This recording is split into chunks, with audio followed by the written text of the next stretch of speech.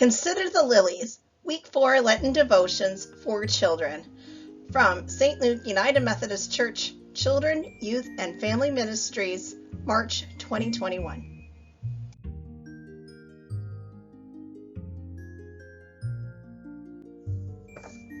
For this devotion, what you will need will be Bibles, writing and coloring items, Illustrated Ministries Consider the Lilies devotions, Rich Fool worksheets, gold coins, and permanent markers. Oh yeah, and you'll also need your family too.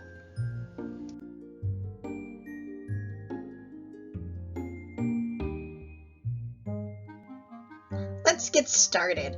In our story today, we are going to learn about a man who had a really big barn and a lot of stuff. Do you have a barn or a shed? Or do you have a closet where you put many things? Or sometimes, do you wonder what is too much? Even if it's something that you really, really like, or it's your favorite, most absolutely favorite thing? Let's check out the story, okay?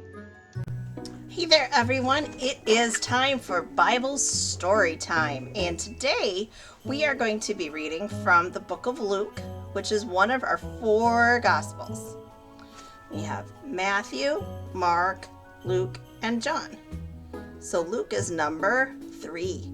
And our Gospels can be found in the New Testament, which is the second half of our Bible. So see, here's our Bible, closed. The second half of the Bible is in the back. I am reading from the New International Version, and I am starting with the 12th chapter. Remember, chapters in the Bible are big numbers, and the verses are the little numbers. And today we find ourselves learning about the parable of the rich fool. Do you know what a parable is? A parable is also known as a lesson. Jesus often told stories to his disciples and the people that came to listen and learn. Many people back in the Bible's time couldn't read. Typically only the military officials and the religious leaders, like the ones that worked in the synagogue, those were the people that could read. And the rest of the way people told stories was by telling the story. And they would often tell in a parable. Aesop fables are kind of modern parables. And so this is the parable of the rich fool. Parables teach lessons. So there's a problem, and then there's a solution. All right, so this is Luke chapter 12, verses 13 through 21. If you have a Bible at home, follow along, or just listen and see if you can come up with the pictures of the story in your mind. Our imaginations are pretty cool, aren't they? Someone in the crowd said to him, "Teacher, tell my brother to divide the inheritance with me." Jesus replied, "Person, who appointed me a judge or an arbiter between you?" Then he said to them, "Watch out. Be on your guard against all kinds of greed. A person's life does not consist in the abundance of possessions." Then he told them this parable. The ground of a certain rich man produced a good crop. He thought to himself, "What shall I do? I have no place to store all of this." Then he said, "This is what I will do. I will tear down my barns and build bigger ones, and there I will store all of my grain and my goods. And I'll say to myself, you have plenty of good things laid up for many years. Take life easy, drink, eat, and be merry." But God said to him, "You fool! This very night your life will be demanded from you. Then who will get what you have prepared for yourself?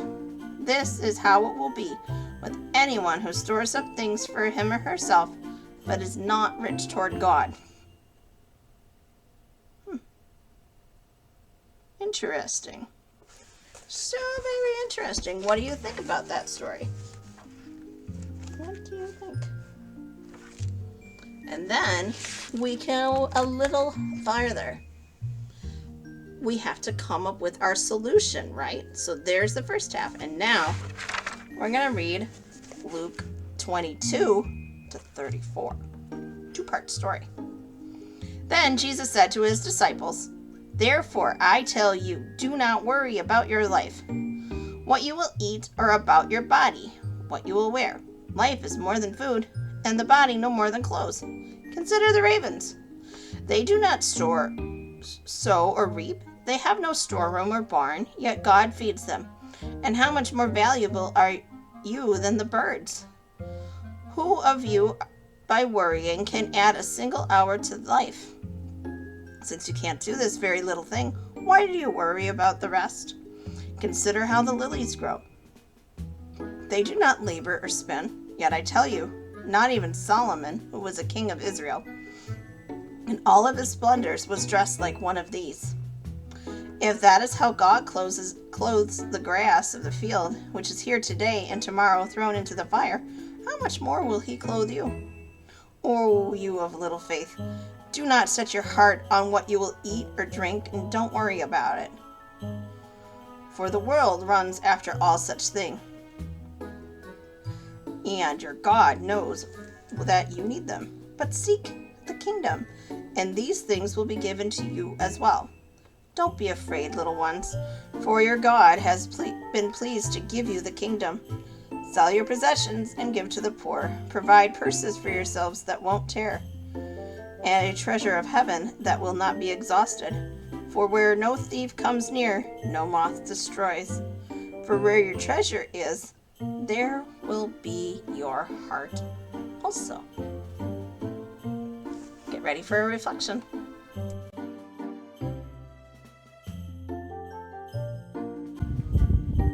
Hey there everyone, Miss Emily here, and I wanted to take you on a little tour. This week we're talking about the story, the parable, the lesson that Jesus taught about the rich fool, or the rich man, or the rich ruler, depending on how you want to term him. And I wanted to show you guys something. Do you remember in the story how the rich man hoarded all of his stuff in his barn? We don't have a barn anymore, but we do have our gray shed.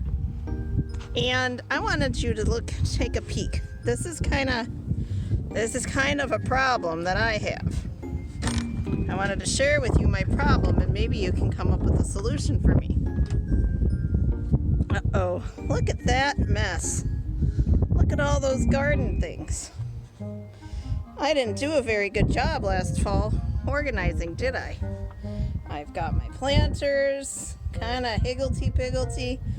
We've got all of our tomato and pepper cages all smashed together.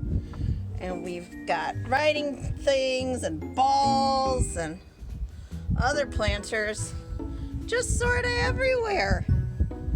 It's a collection, and it's all kinds of stuff. What do you think I should do with this shed? I'll take just about any answer, any bits of creativity. What do you think I should do? What do you think I should do based on our story and this mess?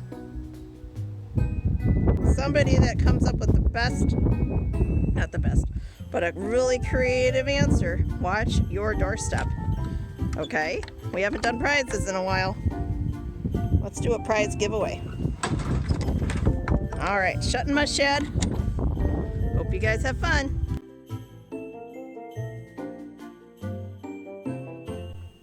Hey there everyone, hope that all is well.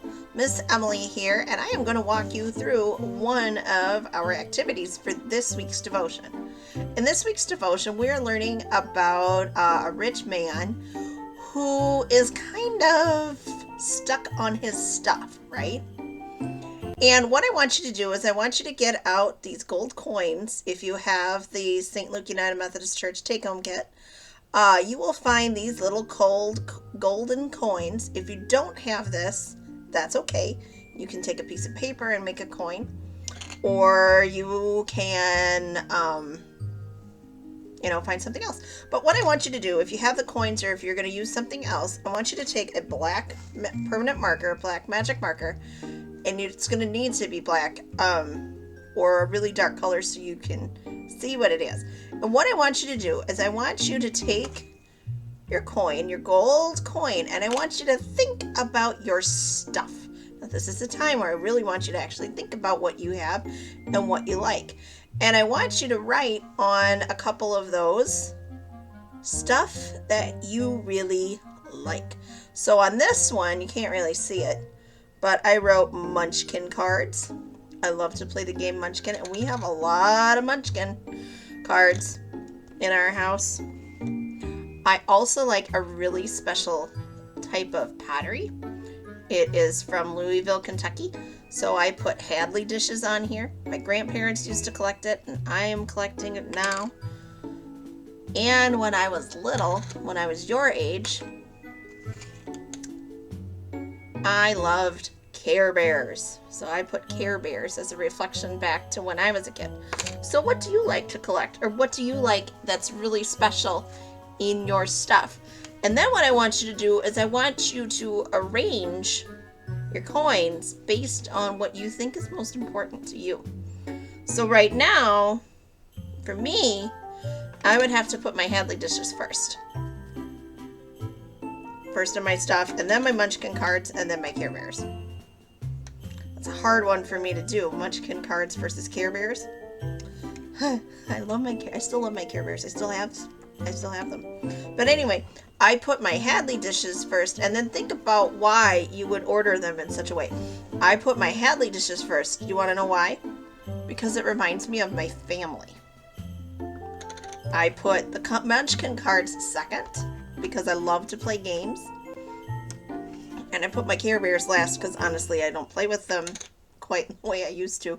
But they still remind me of all the stories and stuff that I used to create with them and times with my sister. So have fun. Take a picture of what you wrote on your coin, and share it on our Facebook page if you want to. Bye.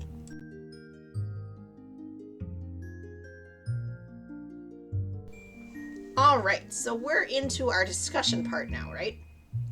Of our story. We've been learning about the parable of the rich man or the rich fool. And remember, a parable is a story that teaches a lesson. And what do you think the farmer, this rich man, needs to learn from Jesus? Do you have an idea? The rich farmer realizes, oh my gosh, I've got so many crops, but my barns aren't big enough to store them all, right? So he's going to take down all of his barns and build bigger ones so he can put all of the crops in the barn. Makes sense, right? Have too much of one thing, you might need to get a bigger box or bigger bin, or in his case, a bigger barn, and put all the stuff in there. But do you know what he says at the beginning of the story? He says he doesn't need all of it, does he? Right? So then Jesus says, well, if you have so much stuff and you just put it in the barn, what good is that going to do? Right? And so what do you think the farmer really needs to think about? He doesn't need everything. What could happen to his crops if they stay in the barn? Nothing happens to them. They don't get used. They don't get eaten. What could happen? Think about that with your family. And then the second half of our story is where the lesson comes into play. And because of when and where Jesus was telling these stories, farming and fishing and things like that, that was a really important part of the disciples and the people that Jesus was teaching time, right? Something that they understood. something they could relate to. So that's why we see so much imagery like that. Anyway, he says to them, have you ever noticed that ravens don't store up all of their food? They eat what they need and move on. And then he talks about the flowers. He says, do they worry about who's going to be the prettiest, who's going to be the tallest flower, or who's going to have the most petals? No, not really, do they? Birds worry about if they're going to get any food, but they don't worry about storing up all the worms or storing up all the seeds. And the lilies, well, they don't look over to the next lily and say, I got 10 petals. You've got 3. It's not a competition. They grow and they become alive, but they don't worry about what's going on with the other plants. So what do you think the parallel is here? What do you think Jesus wants us to think about with this farmer? Should we store up everything? Tighten our barns, or tighten our sheds, or tighten our closets? We can have our stuff, but what do you think Jesus wants us to think about too? If you have 10 blue polo shirts, do you really need 10 blue polo shirts? Or do you have a lot of Hot Wheels? Or do you have a lot of Shopkins or things like that?